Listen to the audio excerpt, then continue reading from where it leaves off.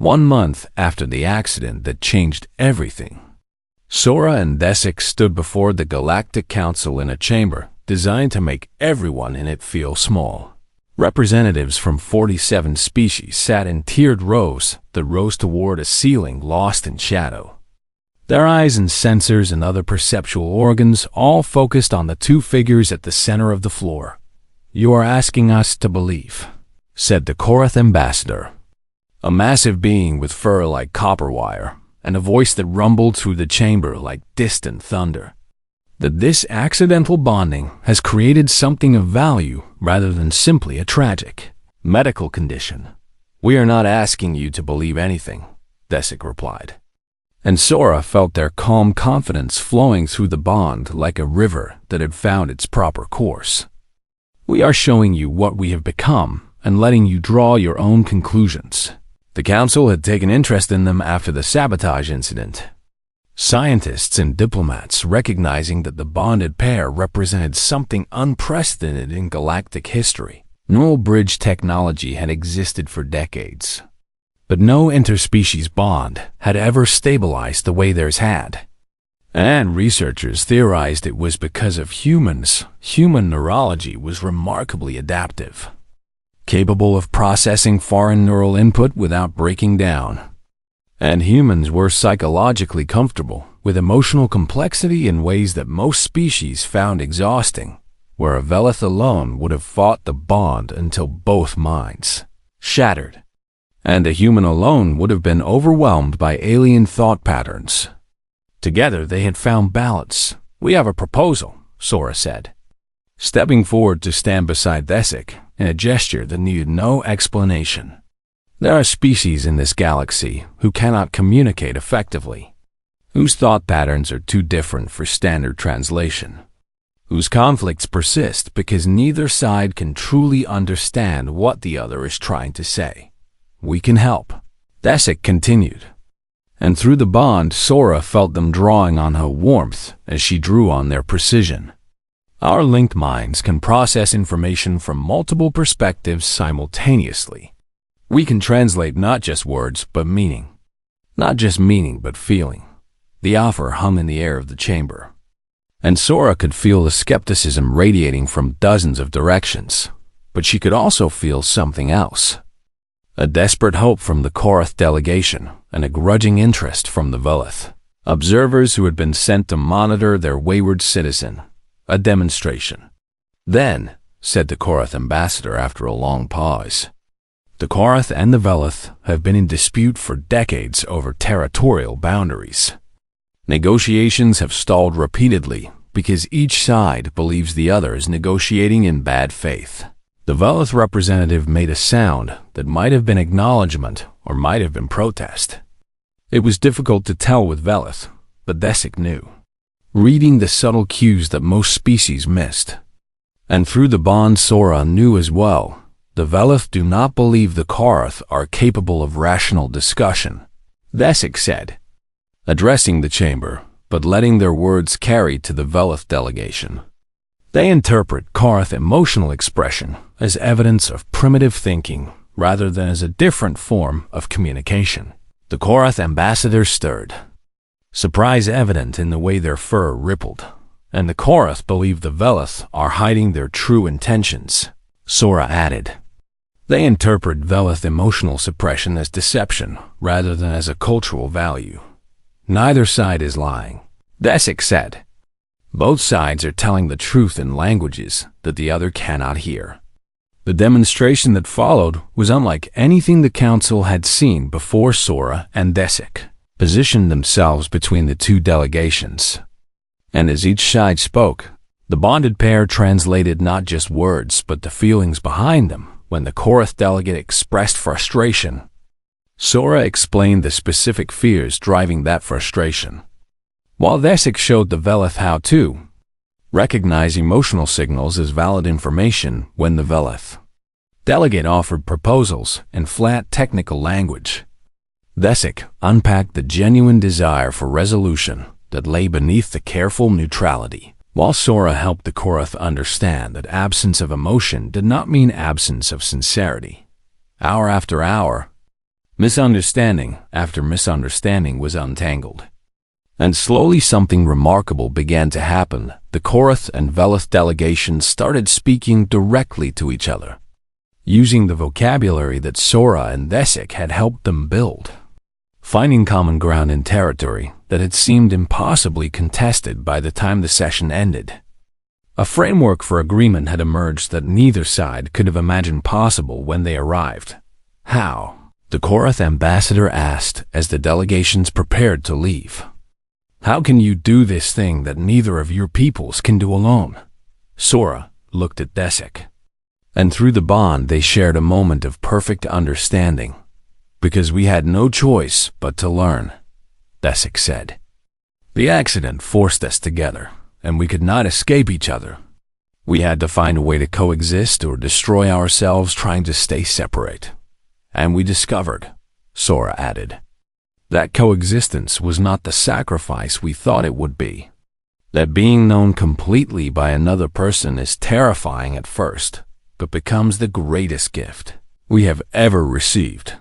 Later that evening, after the politicians and scientists had retreated to discuss what they had witnessed, Sora and Desik stood alone on observation deck, watching stars drift past like snow made of light.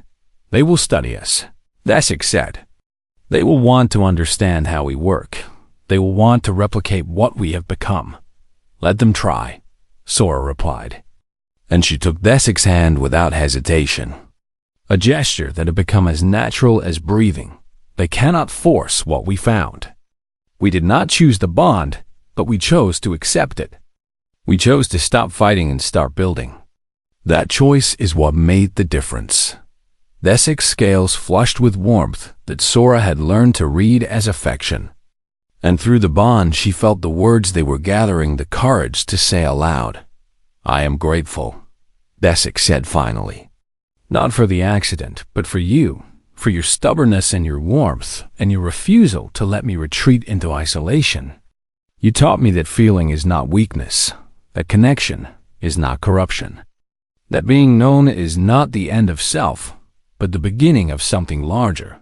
And you taught me, Sora replied, letting her own gratitude flow freely through the bond. That grief does not have to be carried alone. That quiet minds can hold the loudest truths. That the walls we build to protect ourselves often become prisons that keep out the only things worth having. She thought of her brother then. The grief that had driven her to this station, to this lab, to the accident that had changed everything. The pain was still there, would always be there. But it no longer filled every corner of her mind.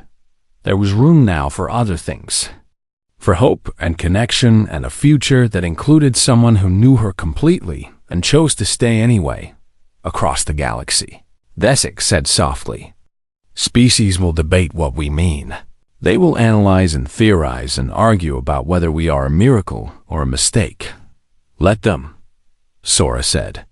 And she leaned into Desik, feeling their cool scales against her warm skin and the bond humming between them like music.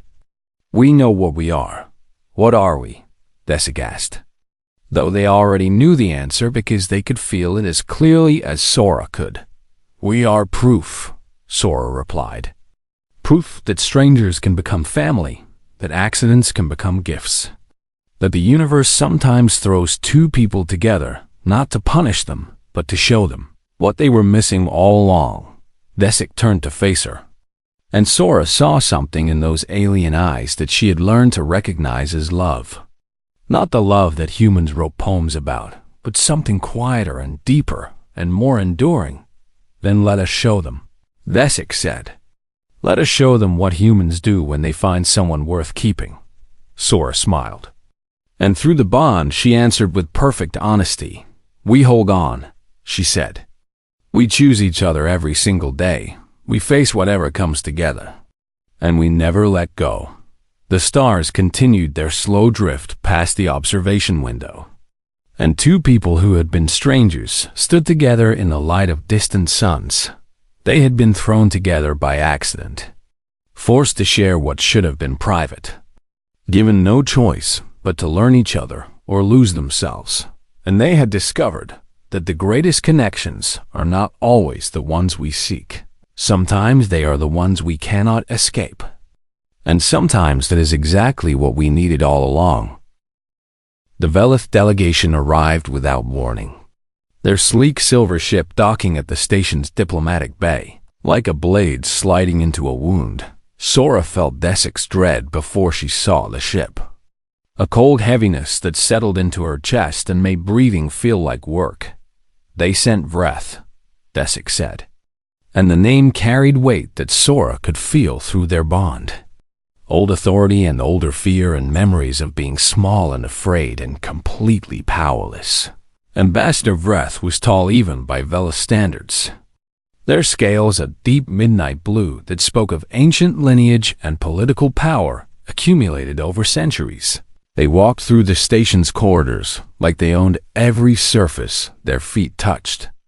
And the Velith medical specialists who followed carried equipment cases that made Desic's heart pound with recognition. Sora had felt fear before. Her own fear and Desic's fear and the strange combined fear that belonged to both of them at once. But this was different. This was the kind of fear that came from knowing exactly what was coming and being unable to stop it. "You will come with us," Ambassador Vreth said when they finally stood face to face. Not a request, but a statement of fact delivered in a tone that expected no argument.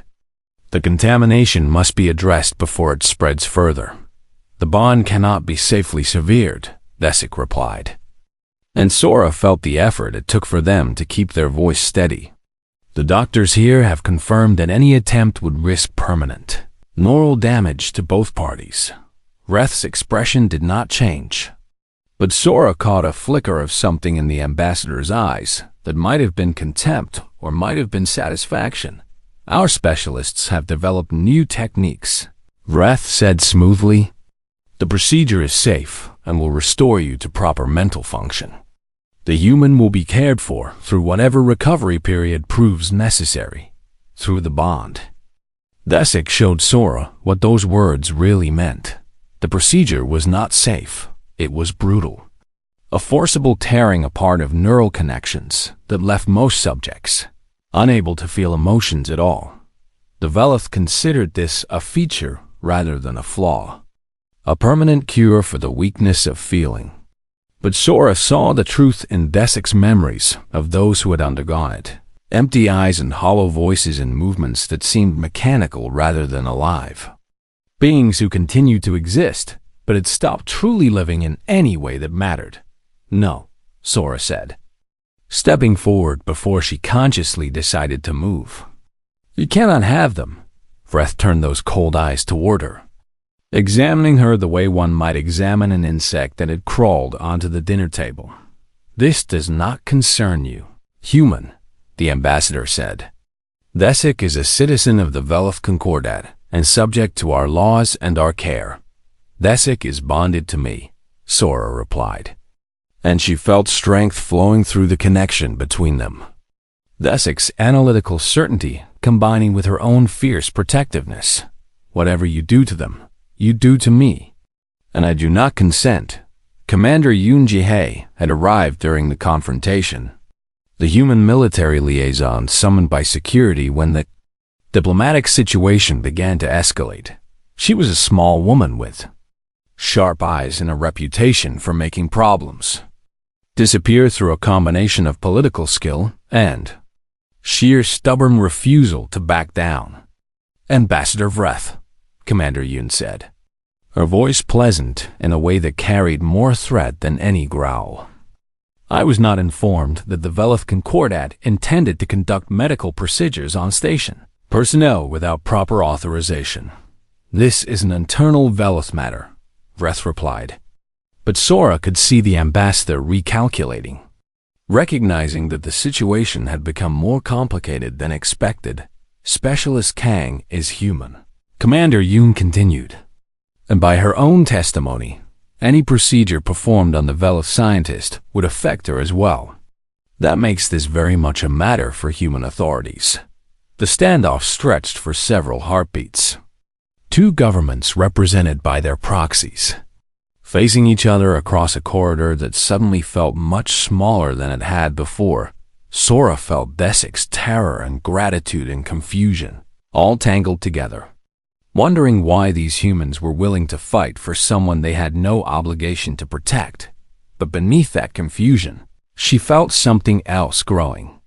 A warmth that had no name in the Velith language, because they had never needed a word for being defended by someone who chose to stand with you.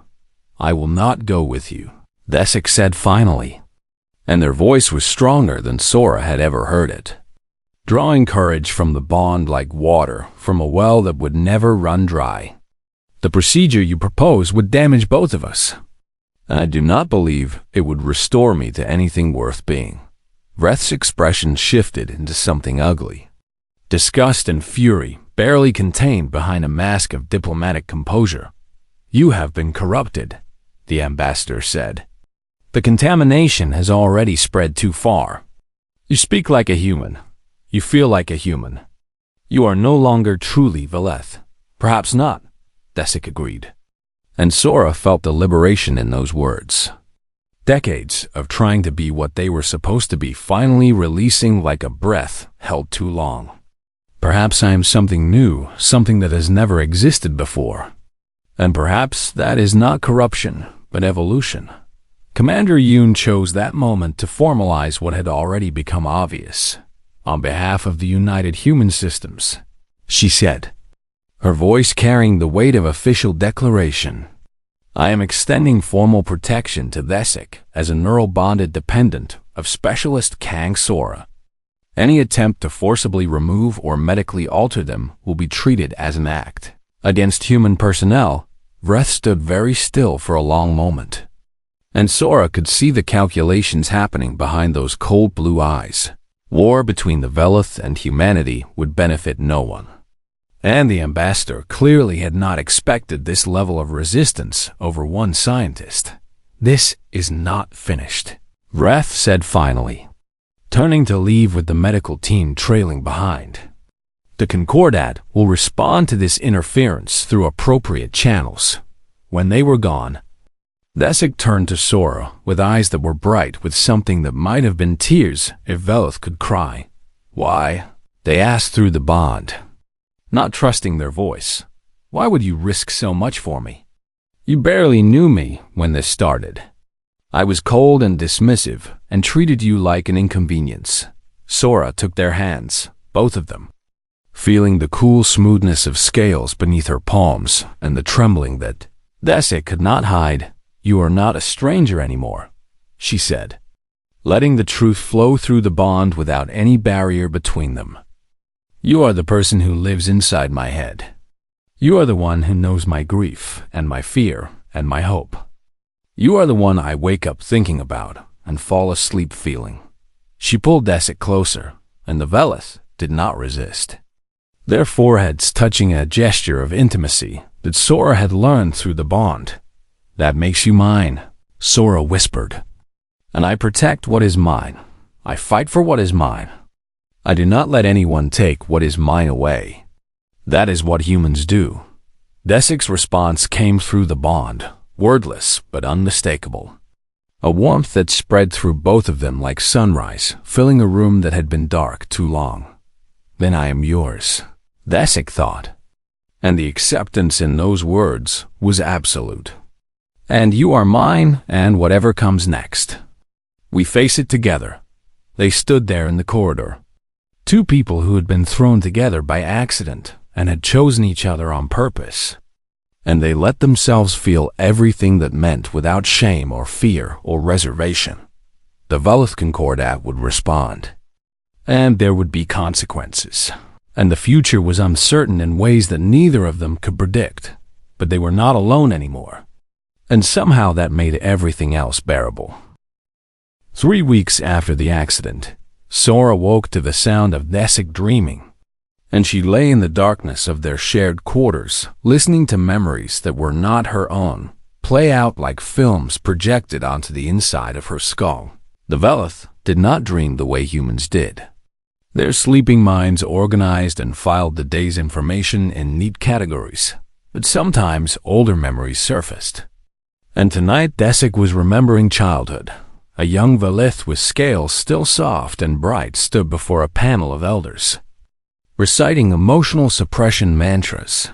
While sensors monitored their brain activity for any sign of feeling, the child's heart was pounding with fear. But they held their face perfectly still, perfectly calm, perfectly empty, because that was what was expected and what was praised and what would keep them safe. Sora felt tears sliding down her own cheeks. Grief for a childhood that should have been different. For a person who had learned so young that their feelings were flaws to be corrected rather than parts of themselves to be cherished.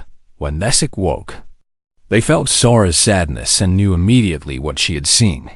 "You were watching," Desik said, and there was no accusation in the words. Just a quiet resignation that had become familiar over these weeks of learning to share a mind. "I could not help it," Sora replied. "Your dreams are loud. Velith do not dream loud," Desik said. And there was something almost like humor buried deep in the statement. Perhaps you are simply learning to listen. This was what their lives had become. A constant negotiation between two minds that had never been meant to share the same space. Finding moments of grace between the inevitable collisions. They had been assigned shared quarters because the station's medical staff wanted to monitor them. And proximity seemed to ease some of the strain that distance created in the bond. Living together should have been unbearable. But somehow it had become almost comfortable. Two people learning each other's rhythms, the way musicians learn to play together. Desik had begun teaching Sora Velith focus techniques. Mental exercises designed to quiet the constant noise of consciousness and create moments of genuine stillness. For Sora, who had spent 2 years unable to escape the grinding weight of her own grief, these techniques were like discovering that she could breathe underwater. She learned to let thoughts pass through her without grasping at them, to observe her emotions without being swept away by their current, to find a center of calm that remained steady even when everything around it churned. In return, though Desik never asked for it and would never have admitted wanting it, Sora taught them how to feel not the overwhelming flood that had terrified Desik in those first days, but small feelings, manageable feelings. Emotions that could be acknowledged and experienced and then released without destruction. She showed them how to let sadness exist without drowning in it, how to feel joy without shame, how to recognize anger as information rather than failure. It was strange and difficult, and sometimes frightening for both of them. But through the bond, they could feel each other's progress. And somehow that made the work easier. The crisis came on a Thursday, or what passed for Thursday on a station that existed between time zones and answered to no planet's rotation. Sora was in the lab reviewing data when she felt Desik's sudden spike of alarm from 3 corridors away. A sharp jolt of wrongness that made her drop her tablet and start running before she even understood why. She found Desik at a maintenance junction, scales flushed dark with concentration, staring at a display that showed atmospheric readings from across the station. "Life support," Desik said as Sora skidded to a halt beside them. "Someone has introduced a compound into the air recyclers. Slow-acting but toxic to at least 4 species on the station, including humans. Sabotage," Sora said. And she felt the word confirmed through the bond before Desik could nod. They moved together toward the central security hub. And something remarkable happened along the way. Their minds began to synchronize in a way they never had before. 2 perspectives merging into something greater than either could achieve alone. Desik's analytical processing combined with Sora's intuitive pattern recognition. And suddenly they were seeing the station's systems with a clarity that neither had possessed separately. Through the bond, they shared observations instantly. No need to speak, no delay for translation. Just pure information flowing between them like water between connected vessels. "There," Sora said, pointing to a maintenance log that showed access to the atmospheric processors. That entry was modified. Someone covered their tracks, but they missed a time-stamp discrepancy. Desik pulled up security footage, their fingers moving across the console, while their mind showed Sora exactly what they were looking for. And together, they traced the saboteur's path through the station's corridors. A Velith security officer was working alone in a secondary control room, inputting commands that would accelerate the release of the toxin. "They are Velith," Desik said. And Sora felt the complex tangle of emotions that statement carried. Betrayal and understanding, and something like sorrow. "They believe in purity," Sora said, pulling the knowledge from Desik's thoughts. "They think the station's mixing of species is corruption that needs to be stopped." They did not waste time on further analysis, moving as one. They alerted station security, provided the location and identification, and then did something that surprised them both. They went to confront the saboteur themselves. Not out of heroism, but because they knew they could move faster together than any security team could respond. And there was no time to waste. The security officer turned as they entered, and Sora felt Desik's recognition of someone they had worked with years ago. Someone who had always been polite and professional and utterly dedicated to ideals that Desik had once shared. "You are the contaminated one," the officer said, looking at Desik with disgust that cut deeper than any blade. "Bonded to an alien. Lost to our people forever. I am different," Desik agreed. And Sora felt the calm strength that flowed through them, a certainty that had not existed 3 weeks ago. "But I am not lost. I have found something that our people have forgotten how to seek." The confrontation ended without violence, security arriving before the saboteur could complete their work. The toxin neutralized before it could spread beyond the initial contaminated sections. But word spread quickly through the station, and by the end of the day, everyone knew that the bonded pair had identified and stopped a threat that could have killed thousands. Station authorities took notice, and suddenly Sora and Desik were no longer just an unfortunate accident to be managed. They were something new, something unprecedented. A combination that neither species could achieve alone that night. In the quiet of their shared quarters, Desik said something through the bond that they would never have said aloud. "I am grateful," they thought, letting Sora feel the full weight of the admission. "Not for the accident, but for what has come after. For you." Sora reached out and took Desik's hand, a gesture of physical connection that the Velith considered deeply intimate. And she felt Desik's startled response, followed by a warmth that spread through them both like sunlight. "I know," she replied through the bond, letting her own gratitude flow freely. "I feel the same." Desik's scales flushed with color that Sora was beginning to recognize as emotional response rather than temperature regulation. And neither of them let go. They sat together in the darkness. Two people who had been strangers 3 weeks ago, bound by accident and choosing to remain bound by something that neither of them was quite ready to name, but they could feel it growing between them. And for the first time, neither of them was afraid of what it might become. The days that followed the accident were among the worst of Sora's life, and she had already lived through days that she thought nothing could ever surpass in their capacity for suffering. The bond between her and Desik was like a wound that would not close, raw and bleeding, and impossible to ignore no matter how hard either of them tried. Desik spent hours each day in meditation, attempting to construct mental barriers using techniques that the Velith had developed over thousands of years of cultural evolution toward. Emotional suppression. Sora would sit in her quarters and feel those attempts like pressure building behind her eyes. A headache that started small and grew until it felt like her skull was being squeezed by invisible hands. Every time Desik tried to wall off their mind, the bond resisted, and the resistance translated into pain that neither of them could escape because they shared it equally. "You are hurting us both," Sora finally said on the 4th day, speaking out loud because it still felt more natural than the wordless communication the bond made possible. "Whatever you are doing, please stop." Desik's response came through the link before they could suppress it. A flash of resentment and desperation, and something that felt almost like shame. "I will not simply accept this violation," Desik said.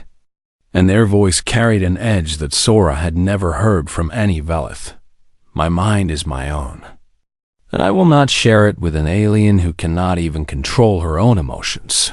But even as they spoke, Sora felt the truth beneath the words. The terror of being seen, of being known, of having nowhere left to hide from the feelings that Desik had spent a lifetime learning to deny, and Desik felt her feeling it, which only made the shame worse, which only made them push harder against the bond, which only caused more pain for both of them. It was Sora who broke first. Not because she was weaker, but because humans had never learned to see surrender as weakness. The way the Velith had, "I lost my brother," she said quietly, letting the memory rise to the surface where Desik could not help but see it. 2 years ago, in an accident that everyone said was nobody's fault. And I have been running from that grief ever since. She felt Desik's instinctive recoil from the raw emotion, the Velith equivalent of flinching away from an open flame, but she also felt something else, a reluctant curiosity, a recognition that perhaps this strange human was offering something that Desik had never been offered before: honesty without expectation, vulnerability without demand. "I am not trying to invade you," Sora continued. And she let Desik feel the truth of that statement. "I did not ask for this any more than you did. But fighting it is only making everything worse. And I am so tired of hurting." Desik was silent for a long moment, and through the bond Sora could feel the battle raging inside them. Generations of cultural conditioning warring against the simple exhaustion of constantly fighting an enemy that lived inside their own head. Finally, slowly, Desik let the walls fall. The flood of Velith consciousness that washed over Sora was unlike anything she had ever experienced. Cold and structured and beautiful in a way that reminded her of crystal formations growing in patterns too, precise for nature. She saw memories that Desik had never shared with anyone. A childhood spent learning to bury every feeling, praised for emptiness and shamed for joy, taught that to feel was to fail and to connect was to corrupt. She saw the loneliness that had become so familiar that Desik no longer recognized it as loneliness. A constant companion that whispered that this was simply how life was meant to be lived, and she saw, beneath all of that, a hunger so deep and so carefully hidden that even Desik had forgotten it existed. A desperate yearning for someone to see them and know them and accept them anyway. Desik felt Sora seeing all of this, and the shame that rose up was overwhelming, a wave that threatened to drown them both. But Sora did something that no Velith would ever have done, something that the Velith considered the most primitive form of communication possible. She simply sat with Desik in that shame, not trying to fix it or explain it away, just acknowledging that it was there and that she was not going to leave because of it. "Your emotions are not chaos," Desik said eventually, and their voice was thick with something they had no name for. "I expected chaos when I felt your mind, but there is a structure there, just different from what I know. And your detachment is not emptiness," Sora replied. "I thought you felt nothing, but you feel everything. You have just built walls so thick that even you forgot what was behind them."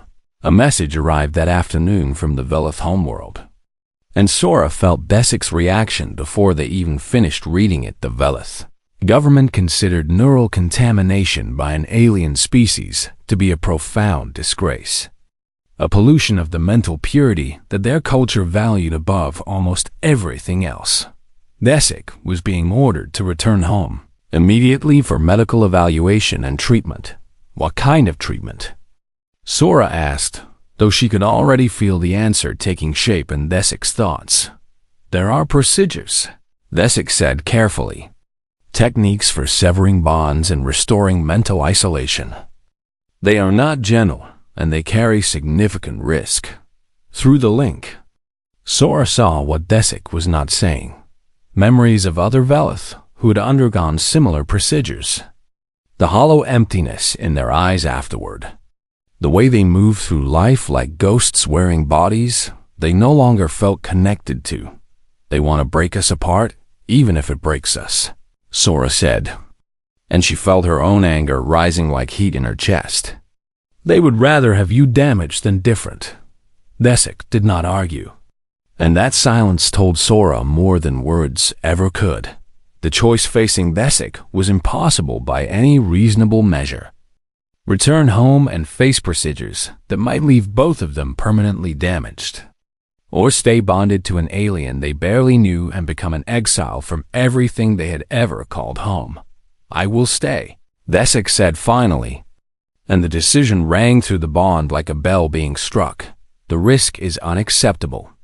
And I will not allow their fear to harm either of us.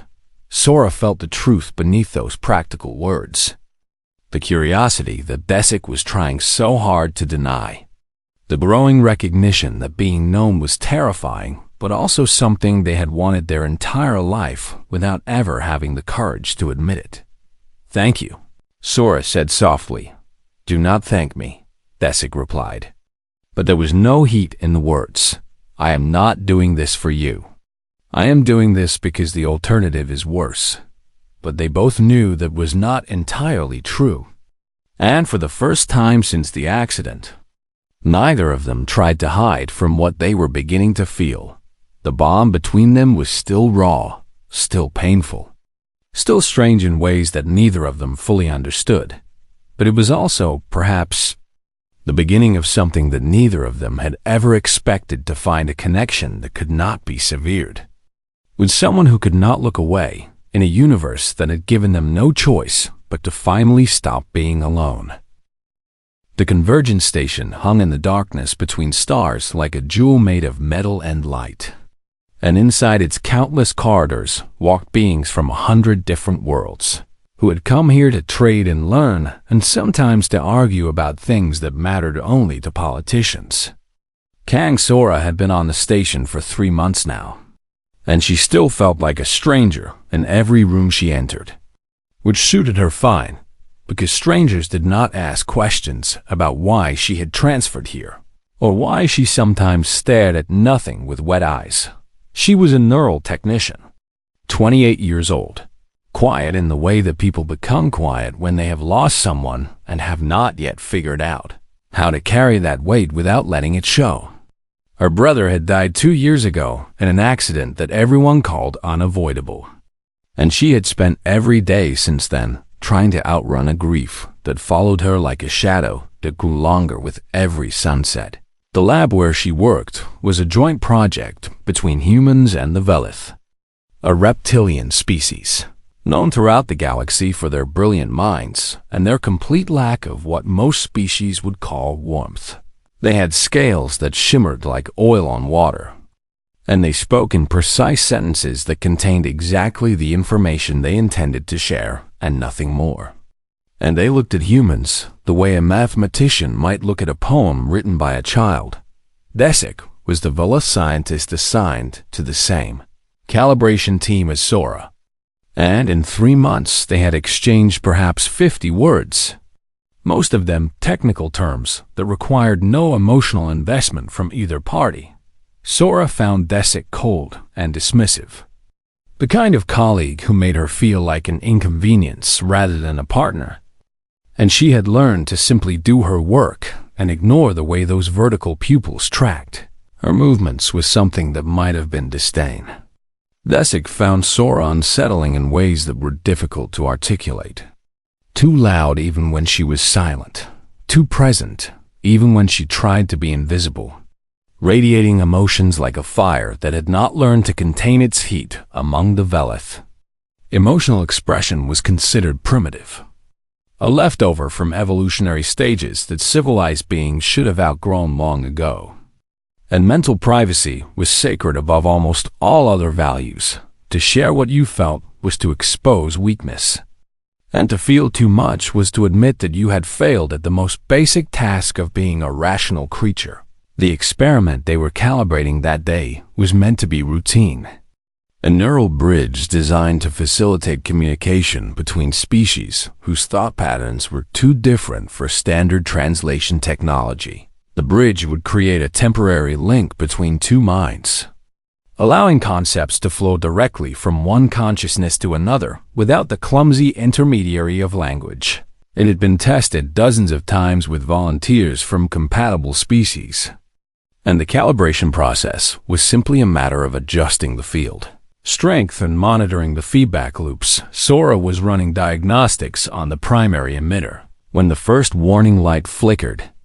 A small amber glow that she almost dismissed as a sensor glitch, but then another light joined it, and another.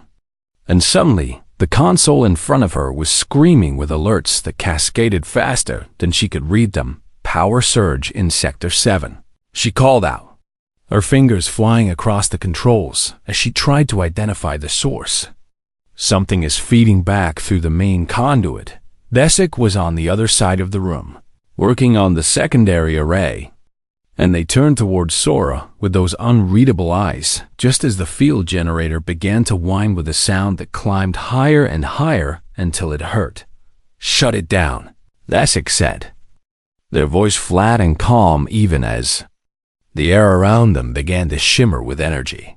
That should not have been there. Sora was already reaching for the emergency cutoff when the world turned white and a pain unlike anything she had ever experienced tore through her skull like lightning made of glass.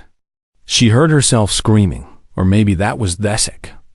Or maybe it was both of them crying out in a voice that belonged to neither and both at once.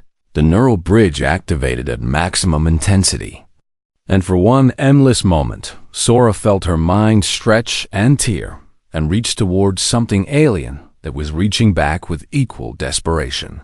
Then darkness swallowed everything, and she fell into it like a stone dropped into water that had no bottom. When Sora woke in the medical bay, the first thing she noticed was that her head felt wrong, crowded in a way that made no sense, like someone had moved furniture into a room that was already full. The second thing she noticed was Desik lying in the bed next to hers, those iridescent scales pale and dull, those usually sharp eyes clouded with something that looked almost like fear. The third thing she noticed was that she could feel that fear as clearly as if it were her own, a cold and creeping dread that wrapped around her thoughts and whispered that something terrible had happened. "The neural bridge," she said, and her voice came out rough and strange. "It linked us." Desik turned to look at her, and Sora felt a moment of recognition, the horrified understanding that passed between them without words, because words were no longer necessary. "Not linked," Desik said, and each syllable carried a weight of emotion that no Velith should have allowed anyone to witness. "Bonded. The field fused our neural pathways at the deepest level, and the doctors say it cannot be safely severed without risking permanent damage to both of us." Sora wanted to argue, wanted to demand that someone fix this, but she could feel Desik's certainty like stone beneath her feet. And beneath that certainty, she felt something else, loneliness, vast and old and carefully hidden. A loneliness that stretched back through decades of emotional isolation, of being told that connection was weakness and solitude was strength. Desik felt her feeling it, and the panic that surged through the Velith scientist was so intense that Sora gasped as if she had been struck. "Get out," Desik hissed. But there was nowhere for Sora to go, because she was already inside, already feeling what Desik felt, already knowing what Desik had spent a lifetime making sure no one would ever know. "I cannot," Sora whispered, and she realized that tears were running down her face, though she was not sure anymore whose grief they belonged to. "I am sorry, but I cannot." Desik closed their eyes, and Sora felt them trying to build walls inside their mind, trying to push her out with techniques learned in childhood and practiced every day since then. But the bond was too strong and too new and too raw, and every wall that rose crumbled under the weight of two minds that that had been forced together by accident and could not find their way apart in that moment. Sora understood something that changed everything. Desik was terrified, yes, furious and violated and desperate to be alone again. But underneath all of that, buried so deep that perhaps even Desik had forgotten it was there, was a tiny spark of something that felt almost like relief for the first time in their entire life. Desik was not alone inside their own head, and some small and secret part of them had been waiting for this without ever knowing how to ask for it. Sora felt that spark, and Desik felt her feeling it. And neither of them said a word, because there were no words for what was happening between them. They simply lay there in the medical bay. Two strangers bound together by an accident that neither of them had wanted. And they began the long and painful process of learning how to share a space that had only ever been meant for one.